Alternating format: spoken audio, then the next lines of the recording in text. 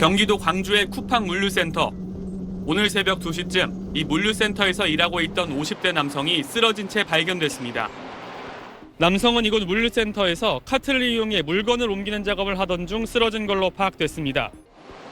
근처에 있던 동료에 의해 발견된 남성은 병원으로 옮겨졌지만 숨졌습니다.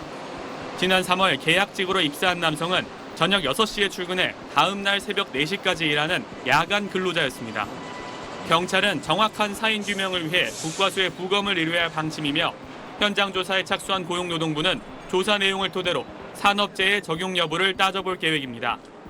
작업하는 그 현장을 살펴보는 거죠. 그리고 이제 작업이 어떤 형태로 이루어지는지, 사고의 정황이 있었는지를 이제 확인을.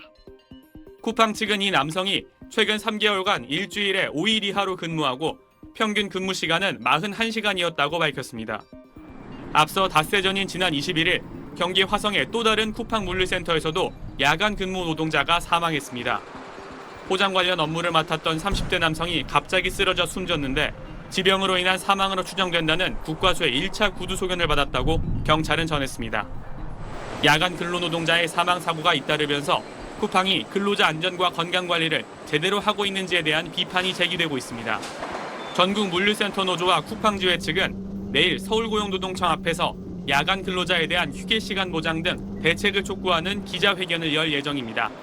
SBS 김태원입니다. 고 정슬기 씨가 지난해 5월 쿠팡 새벽 배송을 하다 과로로 사망한 지 2달 만에 쿠팡에서 비슷한 사망 사례가 또 나왔던 걸로 확인됐습니다. 박홍배 더불어민주당 의원이 공개한 업무상 질병 판정서를 보면 쿠팡 로지스틱스 서비스에서 새벽 배송을 하던 50대 택배기사 A씨가 지난해 7월 24일 심근경색으로 숨졌습니다. A씨는 사망 사흘 전 오후 집에서 휴식을 취하다 가슴 통증을 호소해 병원으로 이송돼 치료를 받았지만 결국 숨졌습니다. 근로복지공단은 발병 전 12주 동안 주당 평균 업무 시간이 61시간 45분이었고 야간 근무까지 확인돼 발병의 업무 부담 요인이 높은 걸로 판단된다며 A씨 사망을 산업재해로 인정하고 A씨 유족이 신청한 유족급여 지급을 승인했습니다. 자료에 나타난 A씨 노동 강도는 정슬기 씨만큼 심각했습니다.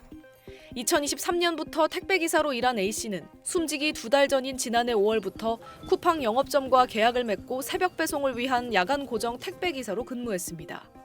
주 6일 밤 9시쯤 쿠팡 캠프로 출근해 밤 10시부터 다음 날 아침 7시까지 평균 237개의 물품을 배송한 걸로 나타났습니다. 별도의 식사나 휴식 시간 없이 근무했고 30kg 이상 상품도 쿠팡의 무조건 배송 원칙에 따라 제한 없이 배송했다고 유족 측은 주장했습니다. A씨 업무 시간은 심근경색 발병 전 4주 평균 주 62시간 42분, 12주 평균 주 61시간 45분으로 조사됐습니다. 관련 고시에 따르면 뇌심혈관 질환 발병 전 12주 동안 업무 시간이 평균 주 60시간 또는 발병 전 4주 동안 평균 주 64시간이 넘으면 업무와 질환의 연관성이 높다고 평가합니다. 고 정슬기 씨도 사망 전 12주 평균 주 73시간 21분 일하다가 심근경색으로 숨졌습니다. 당시 근로복지공단은 정 씨가 주 6일 야간 고정으로 육체적 업무 강도가 높은 일을 하면서 배송 마감 시간으로 정신적으로도 긴장된 상태로 일해 정 씨 죽음이 업무상 질병이라고 판단했습니다. SBS 김민정입니다. 이번 순서는 날 것 그대로의 라이브 토크쇼 이슈박 코너죠. 선영 앵커, 네. 새벽 배송 많이 쓰시죠? 우선은 바빠서 네. 하루가 어떻게 지나갔나 모르고 있을 때 이제 네. 누워서 하루를 정리하다가 아, 맞다 이러고 일어나서 이렇게 시키죠. 그게 묘미죠. 그 다음 날 아침에 딱 와 있으니까 그렇죠. 너무 감사한 서비스다라고 생각을 하고 있죠. 보통 그렇지 않습니까? 저는 우리 애들이 도대체 왜 그런지 모르겠는데 네. 학교 준비물이 뭔지 얘기를 안 해줍니다. 그래서 저희 아내가 밤에 부랴부랴 11시 넘어서 새벽 배송으로 시키는 경우가 정말 많거든요. 네. 우리 아이들의 학업과도 지금 연관이 돼 있다. 이렇게 나오는데 소비자가 이제 사실 이렇게 편한 건 사실입니다. 하지만 이걸 배송해주는 기사님들은 새벽에 일을 해야 하는 거잖아요. 그쵸. 그래서 이제 노동계에서 새벽 배송을 금지하자라는 목소리가 계속 나오고 있는데 이게 또 그렇게 간단치가 않은 문제입니다. 맞습니다. 택배 기사분들 사이에서도 새벽 배송에 반대하는 쪽과 찬성하는 쪽이 완전 나뉘고 있습니다. 오늘 이 문제 집중적으로 다뤄보겠습니다. 한국유통연수원 마종수 교수님 그리고 곽재식 작가 모셨습니다. 안녕하세요. 안녕하세요. 자, 먼저 교수님. 네. 지금 일단 오늘 쿠팡 노조가 네. 새벽 배송에 반대하는 민노총에 반대한다라면서 입장문을 내놨습니다. 이 입장문이 어떤 내용인지 좀 간단하게 설명을 먼저 해주시죠. 네, 일반 소비자분들께서 보실 때는 좀 어리둥절하실 수 있을 것 같아요. 택배기사들을 위한 이런 여러 가지 제도적 법안을 마련하는데 정작 해당 택배기사들이 반대하고 있기 때문에 네.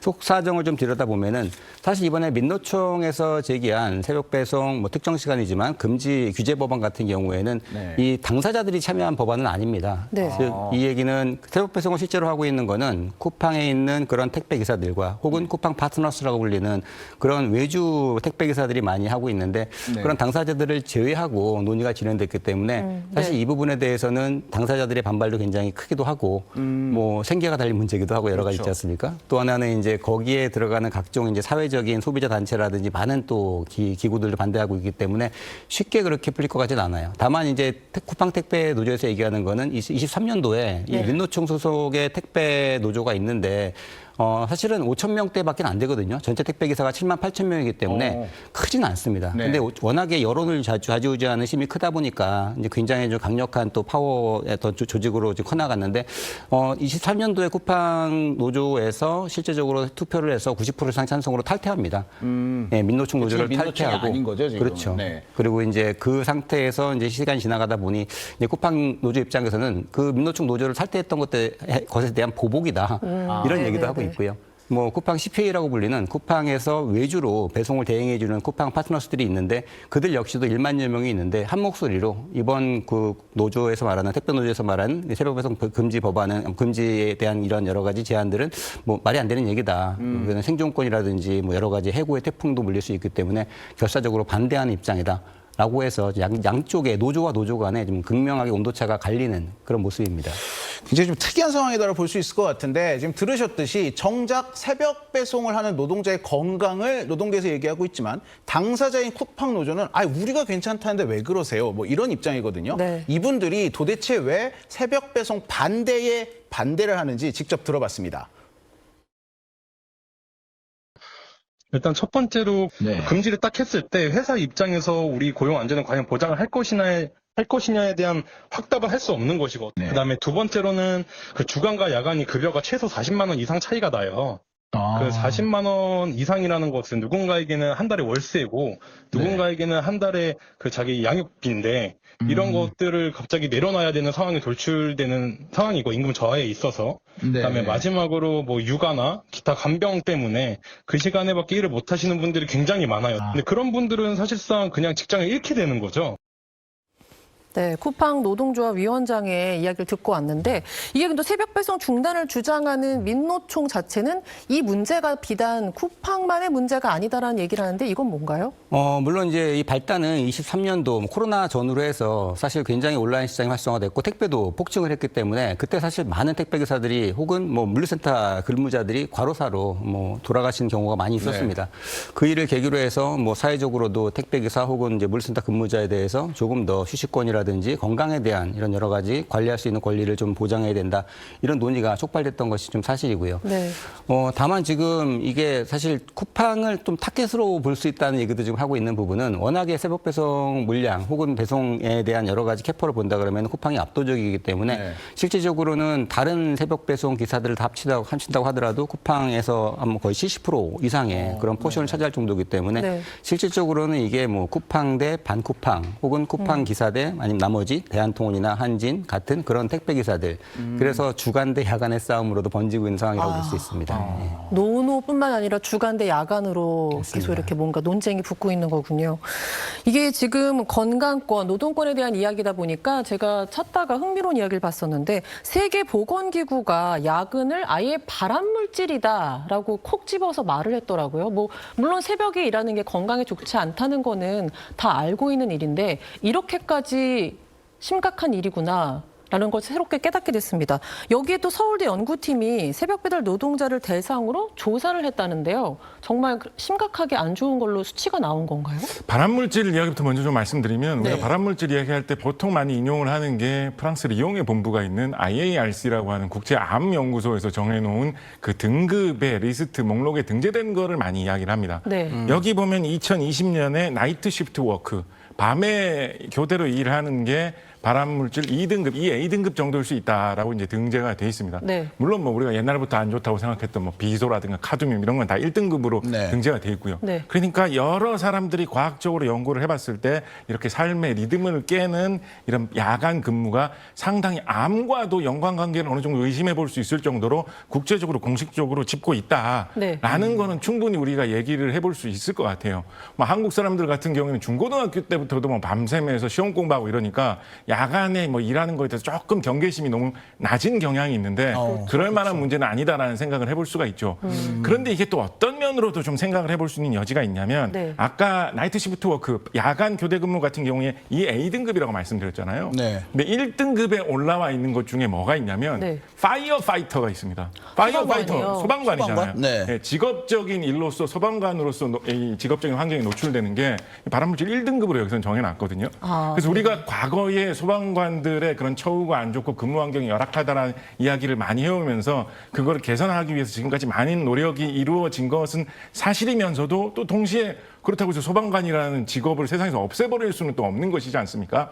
그렇다 보니까 이 야간 근무라는 것도 어쩌면 그 사이의 어떤 선에서 우리가 과학적으로 건강을 지켜야 되는 선하고 현실적으로 필요한 선 사이에서 좀 조정이 이루어져야 되지 않나 뭐 이런 생각 많이 해보게 되죠. 네, 네. 자, 새벽 배송을 반대하는 게 또 새벽 배송 노동자만 있는 게 아니다라는 이야기가 나오고 있죠. 이게 지금 보면 전세 버스를 운전하시는 분들도 있고 이게 좀 어떤 연관이 있는지 좀 설명 좀 해주시죠. 사실 전세버스 문제도 있지만 굉장히 다양한 그런 업계가 타격을 받을 것 같아요. 일례로 말씀하신 전세버스만 하더라도 쿠팡 물류센터가 지금 뭐 이 100여 개 센터 이상 있지 않습니까? 캠프까지 합친다면 200개 이상의 물류센터가 있는데 거기에 출퇴근을 하는 전세버스만 하더라도 1000대가 넘고 있고요. 또 하나는 이제 뭐 대한통운 한진이라든지 컬리라든지 나머지 그런 회사까지 합친다면은 800대 이상의 버스가 이제 실제로 야간 새벽 배송을 위해서 백업을 하는 그런 윗장이거든요. 그렇다면 그런 분들도 굉장히 큰 타격을 받을 거고 마찬가지로 물류센터 역시도 거기에는 수만 명의 직원들이 새벽 배송을 하기 위해서는 그 업무를 봐야 되기 때문에 그들 역시도 똑같이 그거보다 새벽 배송 기사보다도 몇 배 큰 그 정도의 그 규모의 고용이 사라질 수도 있는 그런 부분이라는 그렇죠. 거 보고 있습니다.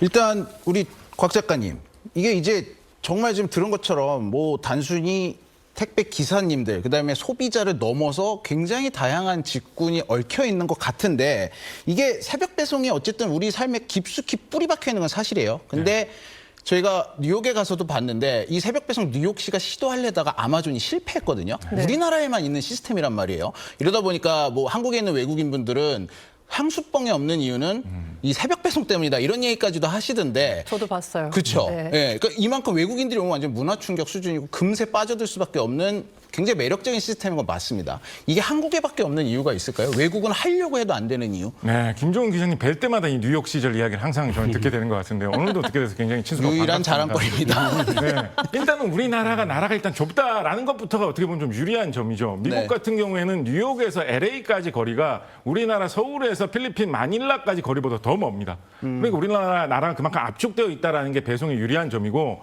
수도권 지역의 사람들이 굉장히 모여 살고 있다. 특히 그중에서도 서울 지역에 굉장히 많은 사람들이 모여 살고 있다는 것도 큰 장점입니다. 네. 우리나라의 서울 인구하고 비슷한 인구를 가진 세계적으로 인구가 많이 집중되어 있는 도시라고 하면 정말 우리나라하고 버금갈 만큼 인구가 집중되어 있는 일본의 도쿄 같은 곳, 여기 도쿄에 23개 특별구만 모으면 한 1000만 정도 되고 네. 영국의 런던 같은 경우에 유럽에서 가장 악명 높게 인구가 집중되어 있는 그런 도시인데 거기도 인구 한 1000만 정도 되거든요.